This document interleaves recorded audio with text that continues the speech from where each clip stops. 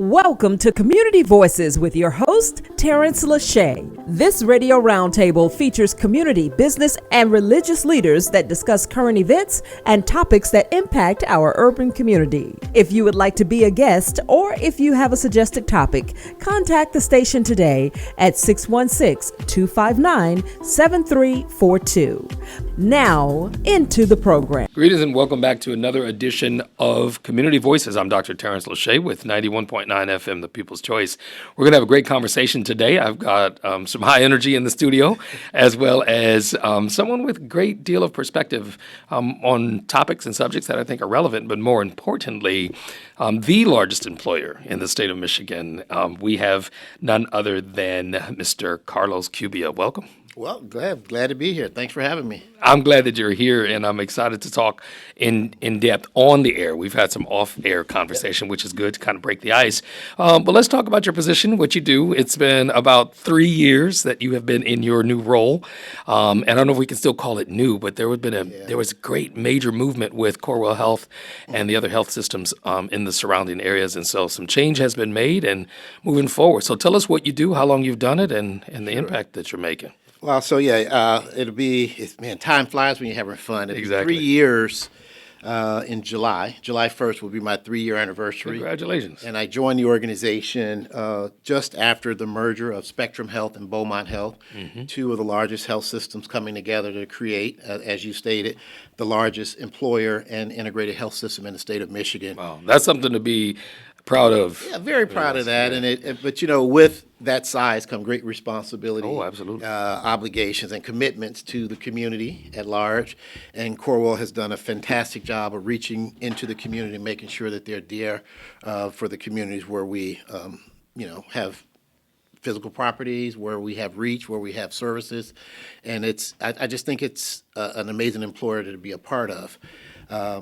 My title at the organization has recently changed. Okay. But I am the Executive Vice President and Chief Community Impact and Belonging Officer. So I have to get used to the new lingo. Community Impact and Belonging Officer. We'll talk a little bit about what does that mean, right? And we'll get into that. But literally, when we think about our mission, our vision, and our values of really creating a system to instill hope, inspire humanity, and to improve health. And that may not necessarily be in the right order, but those are the areas that And we then health, work of course, is everything concerning the well-being of humans. Right. So my title, my job, my responsibility is to work with the system to make sure that we're making a positive health impact in communities across the state of Michigan. Sure. And that means all communities.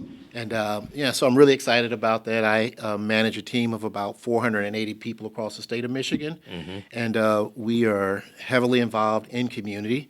The second part of my role is I am the Belonging Officer, which formerly known as the Diversity, Equity, and Inclusion Officer, and we can talk a little bit about that pivot as I'm sure we get through this conversation. But for us at Corewell Health, our main goal is to make sure that we are providing the best health care for all of our constituents, and that means everybody. So when we talk about belonging at Corewell, we're talking about creating an environment or an atmosphere where everybody feels like their voice matters, like they have been heard, like they have the opportunity to succeed, and that they can be their true, authentic selves. And that may sound like a catchphrase. Oh, no, I get it. At the end of the day, that's how organizations succeed. So we're committed to that work. I like the way that you framed it because there's a lot of touchiness around the subject of inclusion and belonging and DE&I. I served as a chief diversity officer at educational institution just up the road for quite a while, and I understand the nuances and even this evolution that's taking place right now as it relates to diversity, equity, and inclusion. There are a lot of things on the table when we split those words up, but then when we combine the actual philosophy and the mission of just doing right by everybody, it kind of puts it in a sum total. And I'm sure that's part of your personal philosophy, just do right by everybody. Do right by everybody. I think at the end of the day, and the way I look at it is everybody, regardless of your background, your religious beliefs, your sexual orientation, your preferences, everybody wants to be treated with dignity and respect. And so if you go about life treating everybody with dignity and respect, I think we've licked 90% of whether it's DEI, belonging, include whatever the terminology you use. Everybody just wants to be treated fairly. Yeah. I don't know anybody, when you really dive into it, that really has an issue with any of those principles.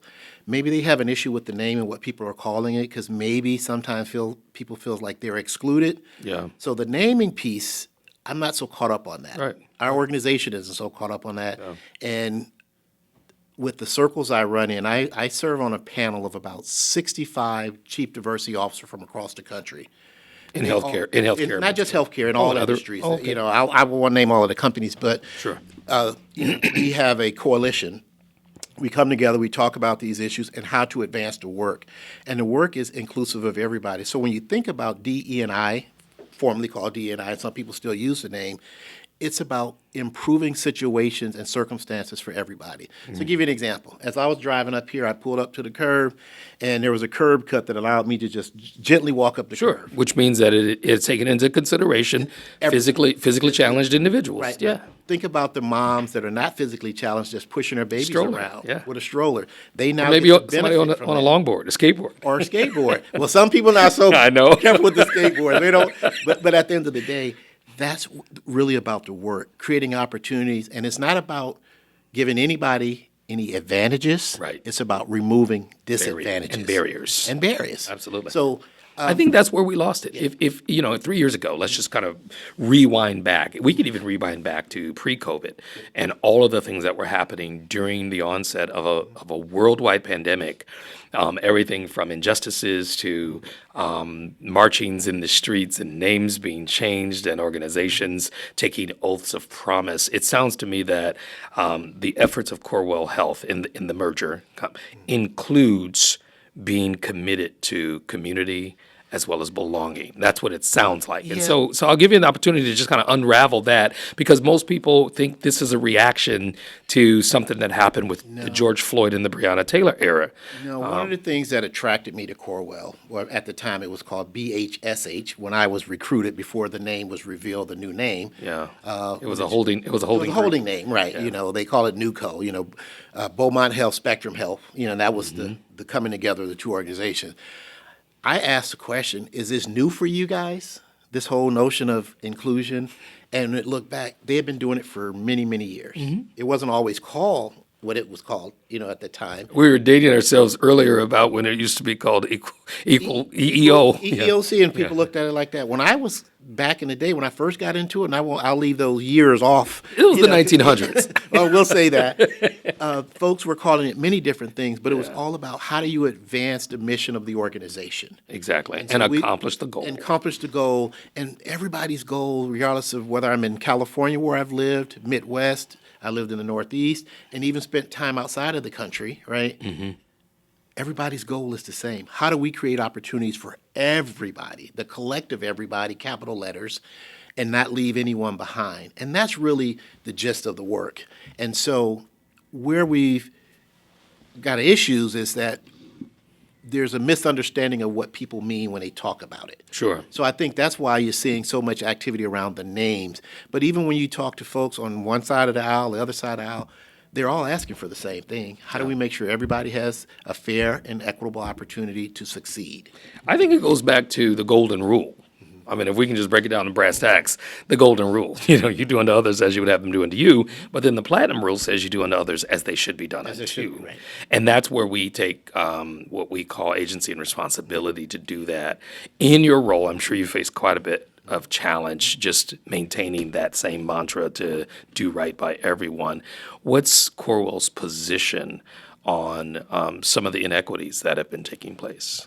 When you say inequity, speak more about it. Well, there's probably somebody who feels like they needed opportunities for employment or they aren't being treated fairly, and I'm sure those issues come up in your role. So, as I previously stated, Corewell feels like we want to make sure that we create opportunities for everybody to succeed. Mm-hmm. And so that's our guiding light and our principle. How do we create opportunities for everyone? We're not giving preferences. We're not lifting anyone up that doesn't deserve something. Sure. We are creating obstacles and making opportunities available. We are really about how do we improve the health of the community. There we go. And that's our guiding light. How do we improve the overall health, give people access to that health care, give people access to the services, and then giving back to the communities where we do business. And so we stay in that lane. And guess what? At the end of the day, we capture a lot of those things. They just come into place. We're not targeting any one person, one thing, one issue.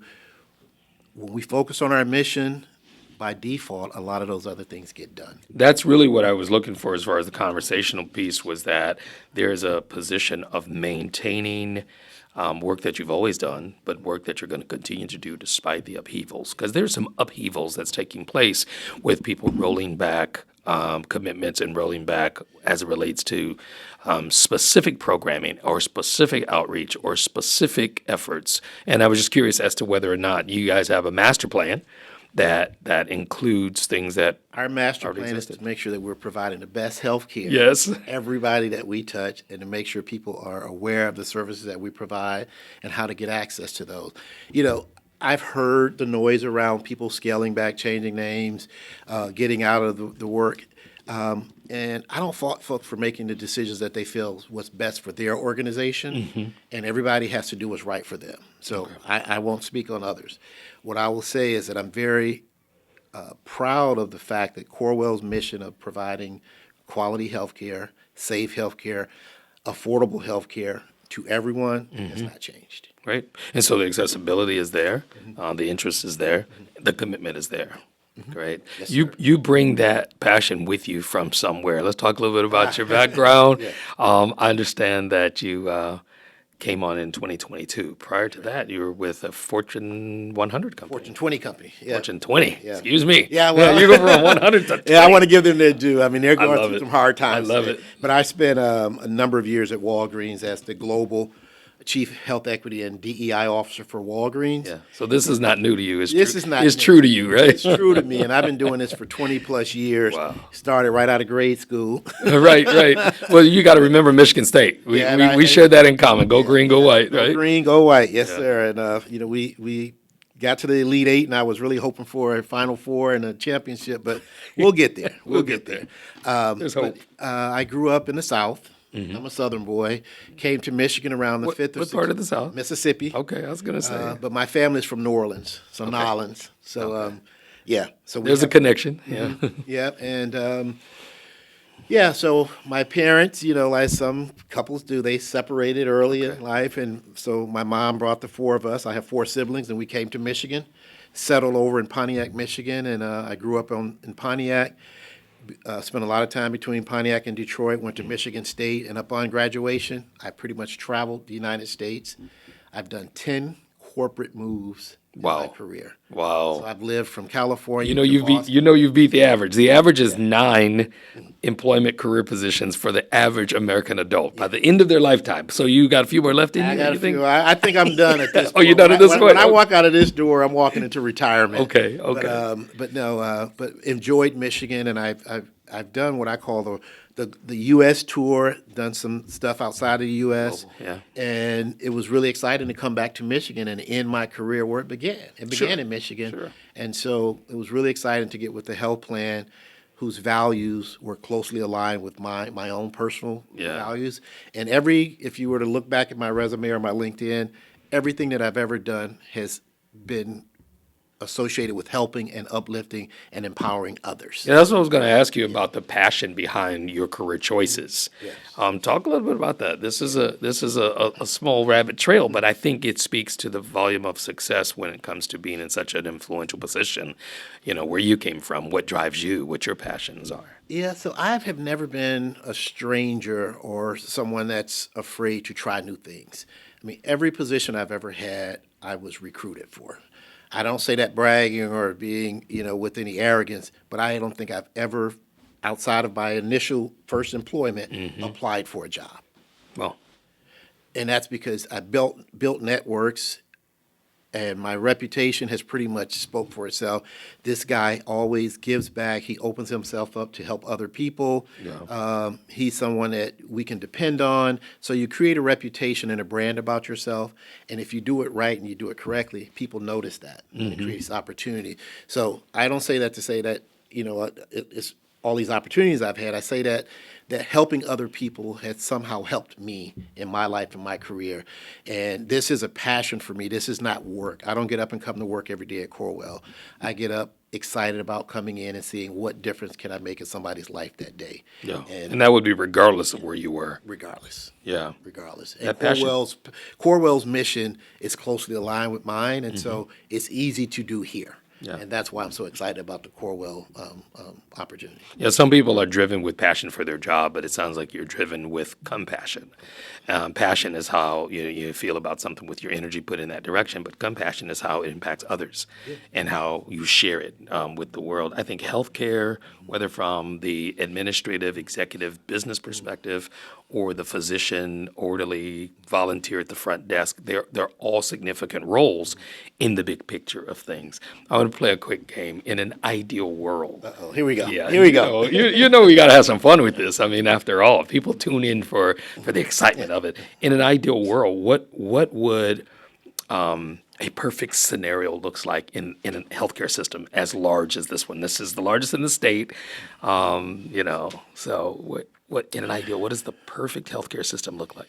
Well, so I'm going to say within Corewell or just in the healthcare industry, because I think for me, it's more important in healthcare, regardless of where you get the care.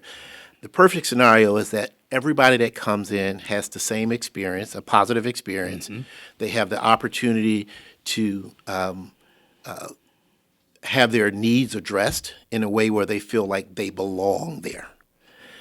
So often in healthcare, across the system, across the country, and when I talk to constituents across the United States, the issues that they face is folks feel like they don't belong in this setting. Sometimes people of color feel like they don't belong. Sometimes immigrants feel like they don't belong. And one of the things that we strive for at Corewell, and I have been given part of that responsibility, is to make sure that everybody that comes in feels that way.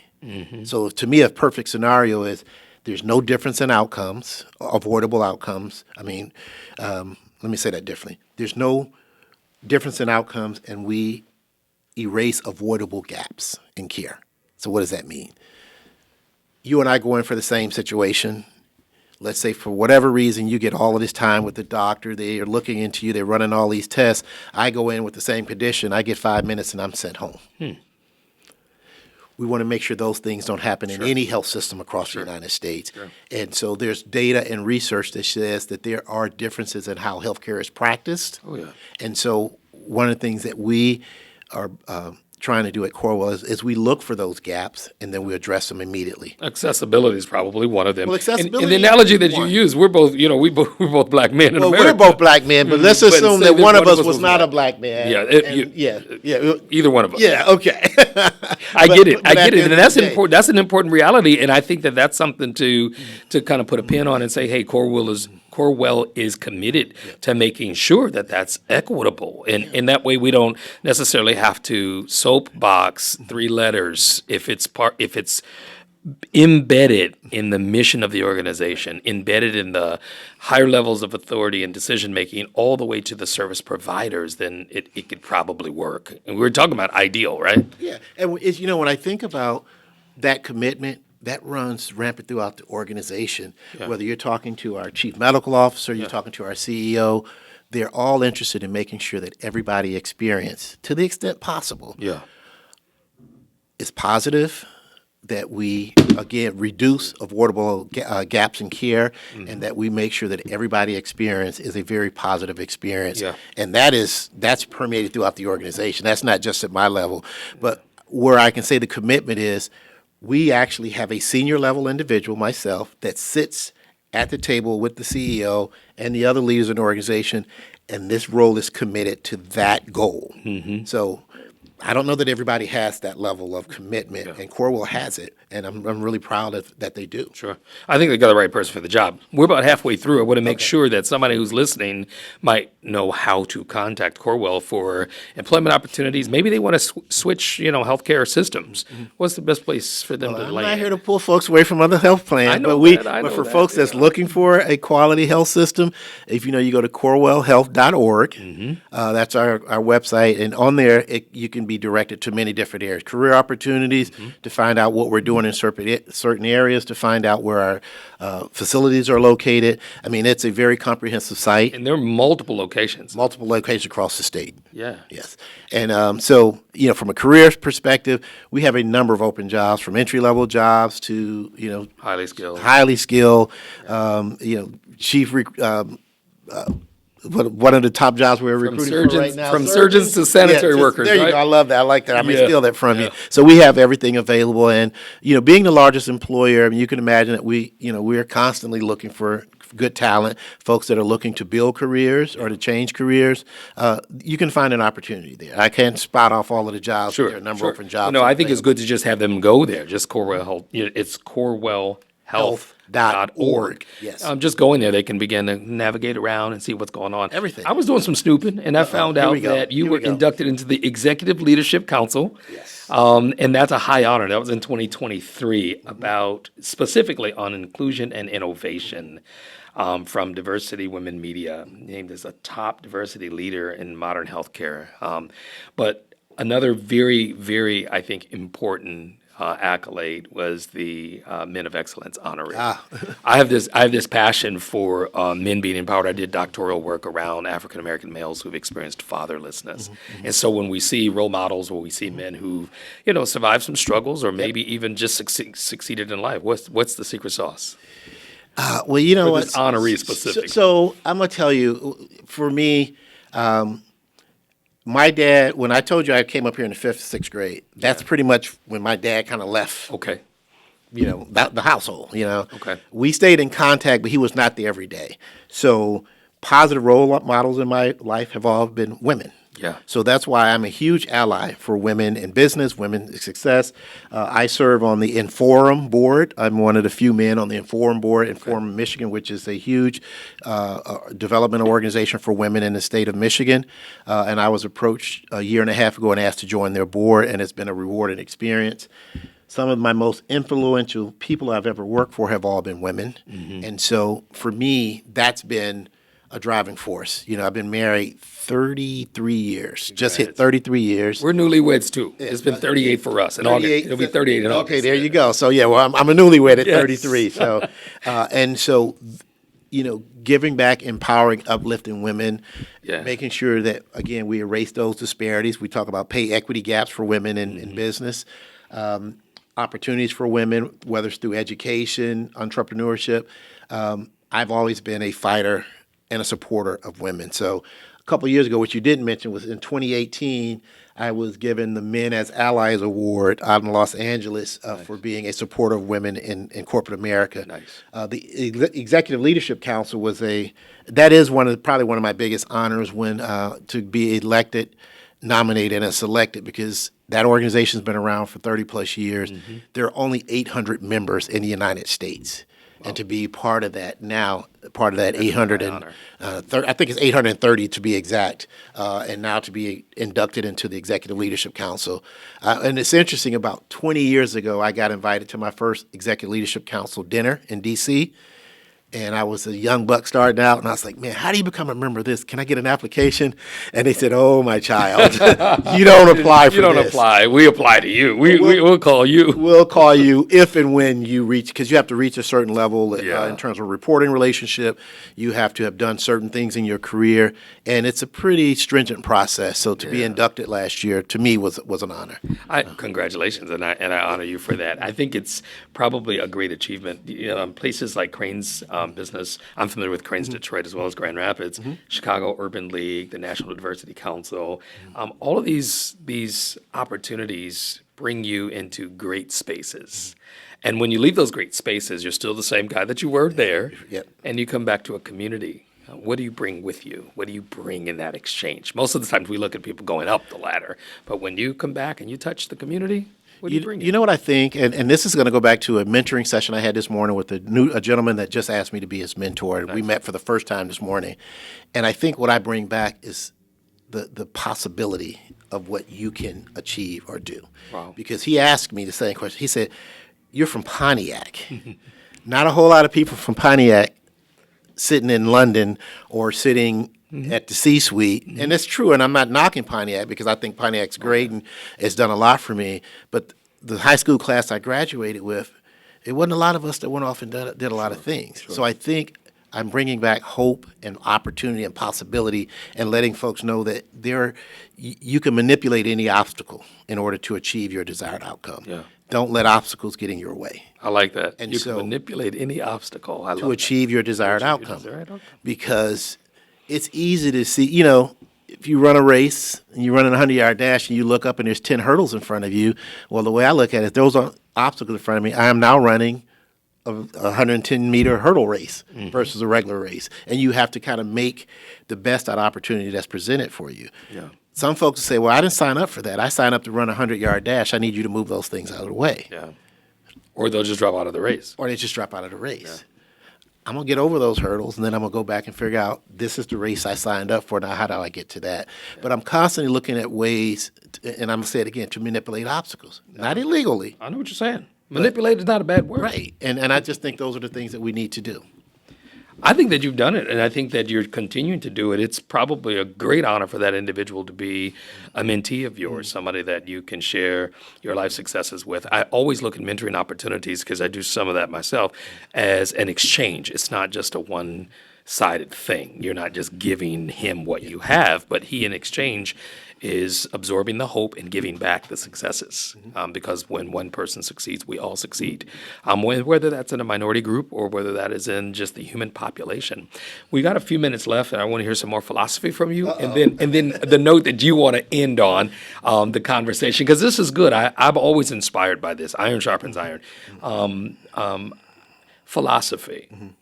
We got the hospital's stance, and you've shared that vision statement and that mission statement very clearly. Your philosophy, how has it changed over the last 10 years? How have you had to modify, as it would say? So it's a couple things, and so I'm trying to hit. I know we run on time, but two things for me. It's one is you have to keep an open mind about different things and try to see things from other people's perspectives. It's easy to stand up in this fight right now and say, my way is the right way.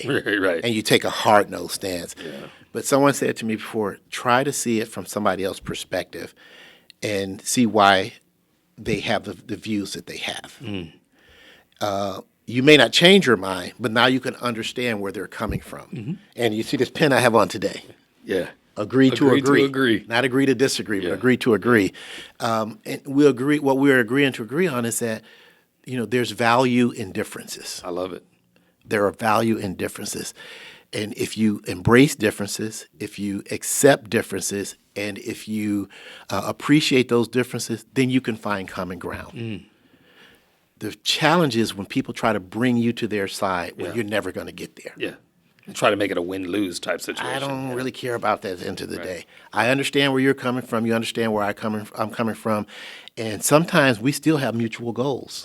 We're just going to use Despite our differences. Despite our difference, we have mutual goal. Let's work to get there and figure it out. My mom used to say, minds are like parachutes.